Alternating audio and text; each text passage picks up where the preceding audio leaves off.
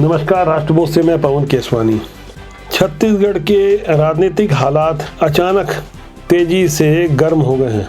ऐसे हालात में जब विधानसभा लगी हो, सदन के अंदर गहमागहमी मची हो, किसान को अमानक बीज और खाद के मुद्दे पर विपक्षी भाजपा मौजूदा कांग्रेस सरकार को घेरने में लगी हो, तभी बृहस्पति सिंह, ये नाम खूब चल रहा है, जो विधायक हैं रामानुजगंज सरगुजा क्षेत्र के, वहाँ से इन्होंने एक सनसनीखेज आरोप लगा दिया।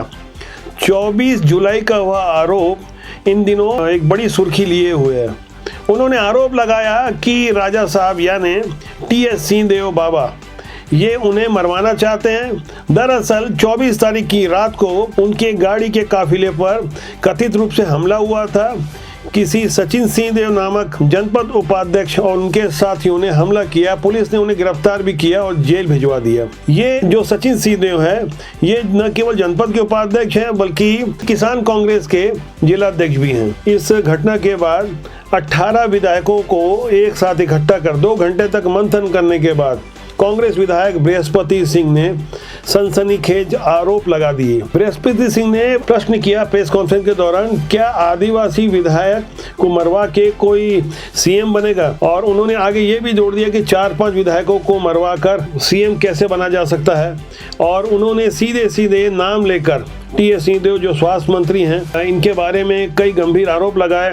इतना ही नहीं बल्कि उन्होंने यहाँ तक कह दिया कि इन्हें पार्टी से बाहर निकाला जाए। और उन्होंने अपील भी की सोनिया गांधी, राहुल गांधी, पीएल पुनिया और तमाम लोगों का नाम लेकर उन्होंने ये बातें साफ साफ कही। इस पर टी.एस. सिंहदेव जी की प्रतिक्रिया आई। उन्होंने कह दिया कि भावनाओं में आकर ऐसा कुछ कह दिया होगा। ये सारी बातें जब सरेआम हो गई, उसके बाद एक बात निकल कर आती है, आखिर बृहस्पति सिंह ऐसे आरोप क्यों लगा रहे हैं? और बृहस्पति सिंह ने यह भी स्पष्ट किया प्रेस कॉन्फ्रेंस के दौरान कि महीना भर पहले उन्होंने भूपेश बघेल के कार्यों की प्रशंसा करते हुए कहा था कि 2.5 साल का जो फार्मूला है सरकार का, वह फार्मूला आला कमान तय करेगा। और उन्होंने खुलकर भूपेश बघेल का वहां पे साथ दिया था। अब एक बात समझने वाली होगी कि 17 जून 2021 को भूपेश बघेल सरकार के 2.5 साल पूरे हुए थे। लोग कयास लगा रहे थे, अनुमान लगा रहे थे कि 2.5 साल का कोई फार्मूला है, इसके हिसाब से टी.एस. सिंहदेव को अब मुख्यमंत्री बनाया जाएगा। लेकिन उसी सरगुजा अंचल से जहां से टी.एस. सिंहदेव की तूती बोलती है, वह उनका गृह क्षेत्र माना जाता है, वहीं के विधायक 18 अन्य विधायकों को लेकर एक तरह का जो शक्ति प्रदर्शन करते हैं।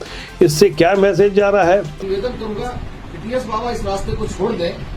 विधायकों के ऊपर हमला कराना, अपमानित करना और जानलेवा हमला करना बहुत चिंतनीय बात है।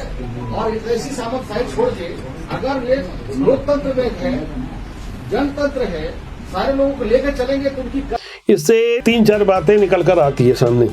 पहला, क्या टी.एस. सिंहदेव के खिलाफ में खुलकर बगावत हो गई है? दूसरा, क्या 2.5 साल का कोई फार्मूला है भी या नहीं? तीसरा, टी.एस. सिंहदेव इस अपमान को कैसे लेंगे? चौथा, सीएम भूपेश बघेल इस पर क्या एक्शन लेते हैं, उनकी क्या प्रतिक्रिया खुलकर आती है, इसका इंतजार है। सरगुजा क्षेत्र में जहां एक भी भारतीय जनता पार्टी का विधायक चुन कर नहीं आया, वहां टी.एस. सिंहदेव की तूती बोलती है और टी.एस. सिंहदेव को इसका श्रेय भी दिया जाता रहा है।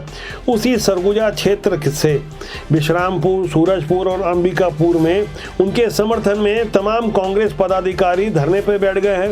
अंबिकापुर के महापौर का एक वक्तव्य भी मैं देख रहा था, वो भी खुलकर बृहस्पति सिंह को पार्टी से निकालने की बात कर रहे थे। इस तरह से पार्टी सरगुजा अंचल में 2 फाड़ में तो दिख रही है, और पूरे छत्तीसगढ़ में क्या स्थिति बनती है वो तो आने वाला वक्त बताएगा। फिलहाल विधानसभा के भीतर घमासान मचा हुआ है। इसे लेकर सदन की कार्रवाई स्थगित कर दी गई।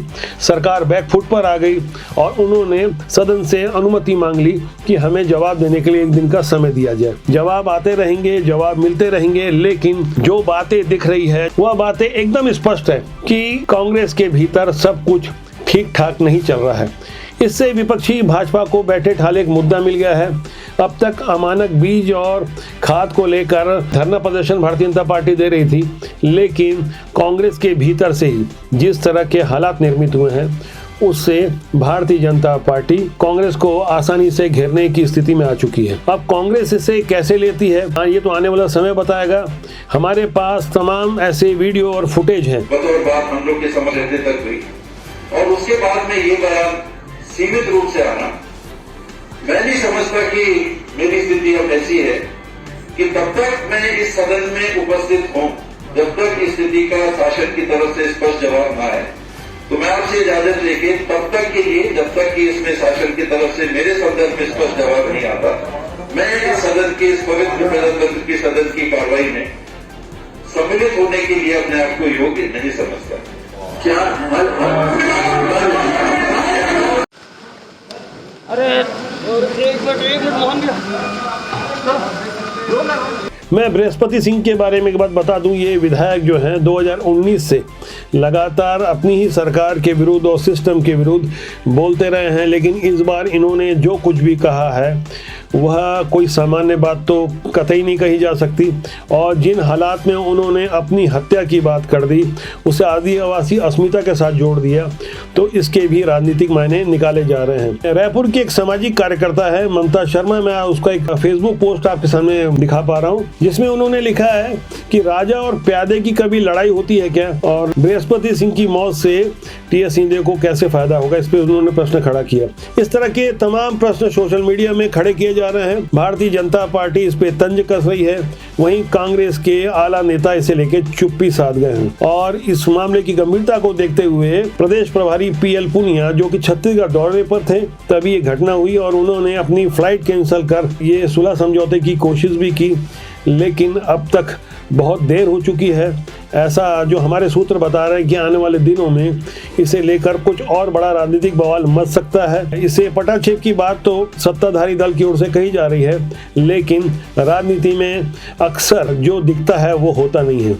हम इसी तरह के कई और आपको जानकारियां देते रहेंगे राजनीति से जुड़ी हुई और तमाम समसामयिक विषयों पर। राष्ट्रबोध आपका अपना जनमंच है, हम चाहेंगे कि आप हमें सब्सक्राइब करके ताकत प्रदान करें और अपना मार्गदर्शन स्वरूप को सुझाव देंगे कमेंट बॉक्स में जाकर, तो हमें ताकत मिलेगी, कुछ बेहतर करने की हमेशा इच्छा बनी रहेगी। आज के लिए इतना ही, नमस्कार।